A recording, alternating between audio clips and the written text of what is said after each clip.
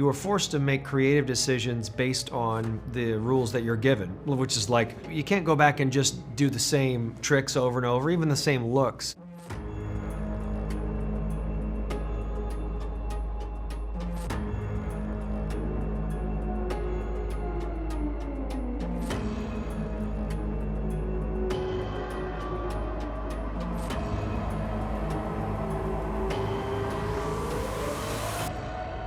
First and foremost, those two movies gave me my initial relationship with James Wan. To watch James and Leigh reinvigorate the genre, move the genre forward, and challenge themselves from the guys who created Saw to come back and really turn this world on its head. There was something about the first Insidious movie where, because we were on such a shoestring budget, shot over 20-something days, you were forced to make creative decisions based on the rules that you're given, which is like, turn off the lights, that's the further. In camera, practical scares, on a modest budget, all those things that I really learned from acting in the movies. So it was a lot more about just the concept of how these Insidious movies work that I think really reflect in how I approach this one.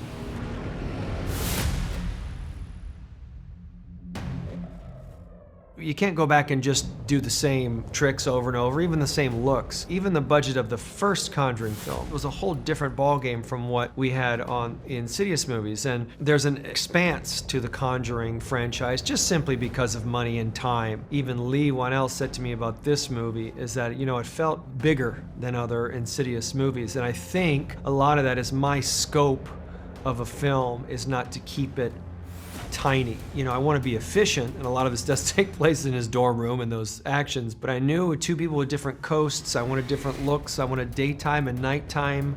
I wanted different feels. This movie is a little more expansive, and I think that's what, you know, Conjuring taught me, that while sometimes it's great to get down and dirty and do a movie in a couple weeks, it's also nice to have time, certainly to be able to build out scares, and which really have to be your set pieces that define your movie.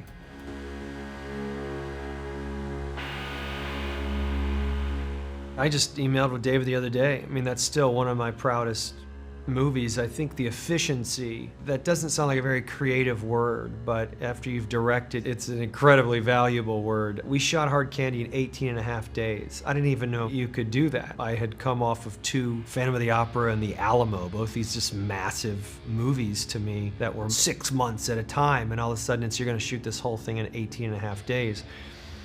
And it was David's first film. What the movie lacked in expanse and maybe even coverage and time, he made up on the back end with his color palette. I think one scene maybe was cut. I mean, he was so efficient and lean in what he needed to make his story. His efficiency of shooting and color palette was something that I certainly admire to this day.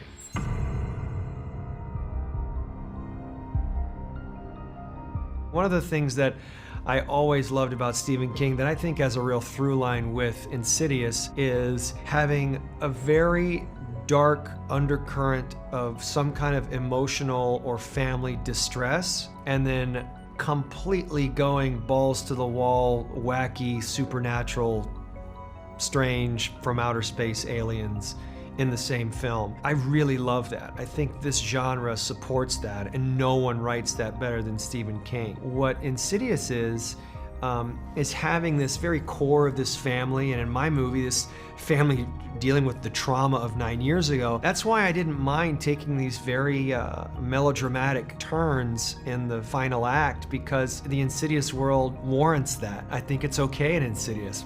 Wouldn't have done it in The Conjuring, different kind of thing. Often actors and storytellers, certainly from the theater, they run from words like camp or melodrama. I think the supernatural element of it is important to the Insidious world. James really dug into like Carnival Souls and some, you know, even his makeup design and that. And while I didn't really do that, I certainly feel an influence of Stephen King, the painting at the end. To me, I just felt like, sure, yeah, let's do something really bold and strange. And also, I had to confine it into a space for time and everything else. So I was actually trying to think of sort of the Stephen King elements that make really like it and those stories so spectacular. To start with something very basic and real and brutal, and then just go completely into another world. I think horror allows that, specifically Stephen King horror. And that's something that we did certainly with In the Tall Grass. You gotta just dive right in, you know, touch the rock.